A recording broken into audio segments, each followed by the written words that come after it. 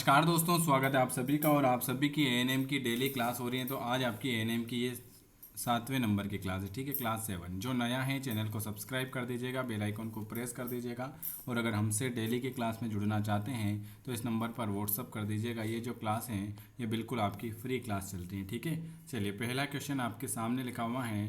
क्या लिखा हुआ है कि कौन सा शहर झीलों का शहर कहा जाता है? झीलों का शहर किसे कहा जाता है? उज्जैन, भोपाल, सोन या रतलाम? झीलों का शहर, तो झीलों का शहर भोपाल को कहा जाता है। भोपाल को झीलों का शहर कहा जाता है। चलिए, उज्जैन कौन सी नदी के किनारे बसा हुआ है? उज्जैन शिप्रा नदी के किनारे उज्जैन बसा हुआ है। और झीलों का शहर भोपाल। और सेव की नगरी रतलाम। रतलाम में सबसे ज्यादा क्या है? सेव। अगला क्वेश्चन, कौन सा स्मारक 2008 में यूनेस्को द्वारा मध्य प्रदेश में विश्व विरासत स्थल के रूप में घोषित किया गया था? कौन सा स्मारक? कान्हा, सांची, भीमबेटका या नर्मदा ताप्ती?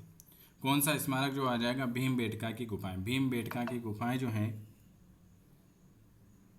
भीमबेटका की गुफाएं जो हैं, कौन सा ऐसा स्मारक है जो 2008 में यूनेस्को द्वारा मध्य प्रदेश विश्व विरासत स्थल के रूप में घोषित किया गया था? तो वो आ जाएगा भीमबेटका की गुफाएं। अगला क्वेश्चन लिखा हुआ है तीसरे नंबर का, ग्वालियर का किला रिक्त स्थान में बनाया गया था। ग्वालियर का किला कौन सी शताब्दी में बनाया गया था? ग्वालियर का जो किला है कौन सी शताब्दी में बनाया गया था?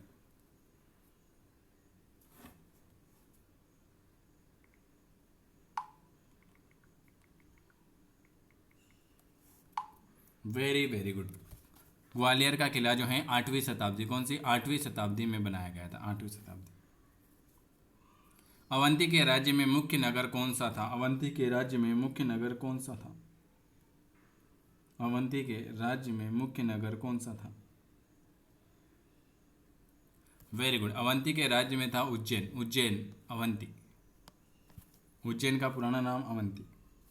चलिए, कहा जाता है कि सम्राट अशोक की पत्नी यहाँ पर पैदा हुई थी। सम्राट अशोक हैं, उनकी पत्नी कहाँ पर पैदा हुई थी? सम्राट अशोक की पत्नी विदिशा में पैदा हुई थी। कहाँ पर पैदा हुई थी? सम्राट अशोक की पत्नी जो हैं वो विदिशा में पैदा हुई थी।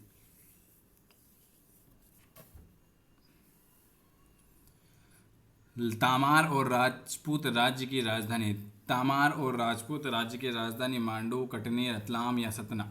तामार और राजपूत राज्य की राजधानी, वेरी गुड, तामार और राजपूत राज्य की राजधानी जो है वो है आपके मांडू आ जाएगी। क्या आ जाएगी? मांडू आ जाएगी, तामार और राजपूत राज्य की राजधानी। चार सिंह मृग जो दुनिया में केवल कान्हा राष्ट्रीय उद्यान में पाया जाता है वो कौन सा है? चार सिंह मृग जो दुनिया में केवल कान्हा राष्ट्रीय उद्यान में पाया जाता है। चौसिंगा, पारासिंह, घड़ियाल या चारंगा? चार सिंह मृग जो दुनिया में केवल कान्हा राष्ट्रीय उद्यान में पाया जाता है वो चौसिंघा आ जाएगा। कौन सा आ जाएगा? चौसिंघा। अगला क्वेश्चन क्या लिखा है आपके सामने? अगला क्वेश्चन लिखा हुआ है, एक अभ्यारण्य, एक ऐसा अभ्यारण्य जो मध्य प्रदेश में है लेकिन राजस्थान से सटा हुआ है। कौन सा ऐसा अभ्यारण्य है जो मध्य प्रदेश में है लेकिन राजस्थान से सटा है? सतपुड़ा, गांधीनगर, गांधी सागर, बोरी या संजय डबरी?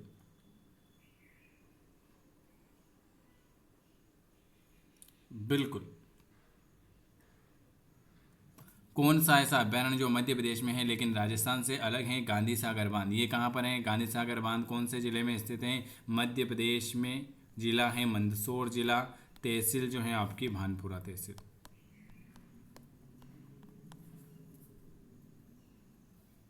ठीक है। चलिए, भारत का पहला मसाला पार्क कौन से जिले में स्थित है? भारत का पहला मसाला पार्क कहाँ पर स्थित है? तो भारत का पहला मसाला पार्क जो है वो छिंदवाड़ा में, छिंदवाड़ा में भारत का पहला मसाला पार्क जो है वो कौन से जिले में स्थित है? तो वो है आपके छिंदवाड़ा जिले में स्थित है, छिंदवाड़ा में। अगला क्वेश्चन लिखा हुआ है, सोन इस साल में एक संरक्षित वन के रूप में घोषित हुआ है। सोन कौन से? 72, 81, 2015 या 1992? तो सोन जो है 1981, सोन जो है 1981। अगला क्वेश्चन क्या लिखा हुआ है, ऐसा कहा जाता है कि बगदरा अभ्यारण्य में मिश्रित वन है। मिश्रित वन का सबसे अच्छा उदाहरण जो होगा वो कौन सा होगा। ऐसा कहा जाता है कि बगदरा अभ्यारण्य में मिश्रित वन है। मिश्रित वन का सबसे अच्छा उदाहरण कौन सा होगा, तो सबसे अच्छा उदाहरण होगा तल और वनस्पति। कौन सा हो जाएगा। ऐसा कहा जाता है कि बगदरा अभ्यारण्य में मिश्रित वन है। मिश्रित वन का सबसे अच्छा उदाहरण जो होगा वो कौन सा हो जाएगा, तो वो हो जाएगा आपका तल और वनस्पति। वन्य जीव संरक्षण अधिनियम किस साल से प्रभाव में आया। वन्य जीव संरक्षण अधिनियम किस साल से प्रभाव में आया, 1991, 1972, 1984 या 2000। वन्य जीव संरक्षण अधिनियम जो होता है 1972 से 1972 से प्रभाव में आया। नदी केन से होकर कौन सी नदी केन से होकर गुजरती है। पन्ना राष्ट्रीय उद्यान। केन नदी जो है कहाँ से होकर गुजरती है, कौन से राष्ट्रीय उद्यान से होकर केन नदी गुजरती है। ठीक है, यहाँ पर आपके क्वेश्चन है कि केन नदी जो है कौन से उद्यान से होकर गुजरती है। पन्ना, गांधी सागर राष्ट्रीय उद्यान, बगदरा अभ्यारण्य या पंचमढ़ी। कहाँ से होकर गुजरती है केन नदी। Very good. केन नदी जो है पन्ना राष्ट्रीय उद्यान। कहाँ से, केन नदी जो है आपका पन्ना राष्ट्रीय उद्यान से होकर गुजरती है। पन्ना राष्ट्रीय उद्यान से कौन सी नदी, पन्ना राष्ट्रीय उद्यान से आपकी केन नदी। अगला, नदी जो कि देवास में है, कौन सी नदी देवास में है और खेओनी अभ्यारण्य से होकर गुजरती है।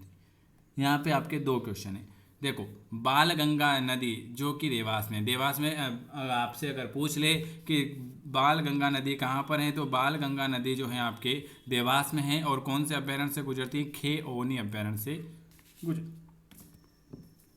चलिए अगला, अंजार एक नदी है जो कहाँ से गुजरती है। अंजार जो है वो एक नदी है जो कहाँ से गुजरेगी, मांडू, राजगढ़, रतलाम या सोन।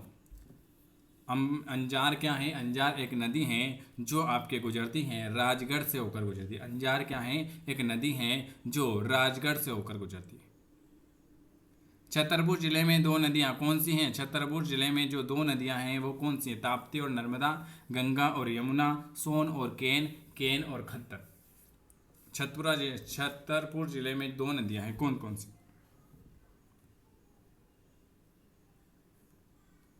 छतरपुर जिले में दो नदियां हैं, वो हैं केन और खद्दर। कौन सी हैं, केन और खद्दर।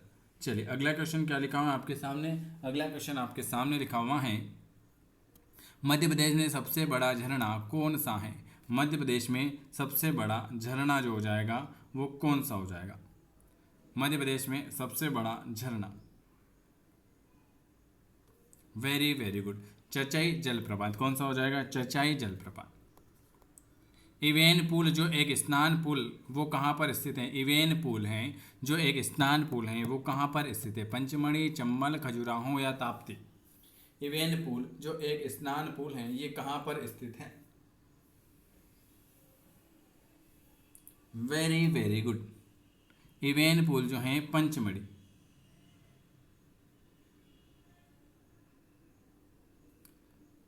अगला क्वेश्चन है, रानेन झरना कौन सी नदियों द्वारा बनाया गया।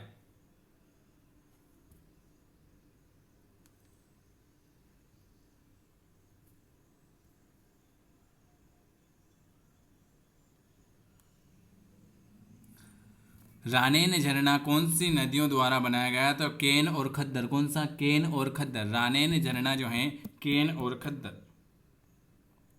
20वें नंबर का, नर्मदा नदी एक बड़ी नदी है लेकिन यह वितारिका के पास नहीं है, क्यों।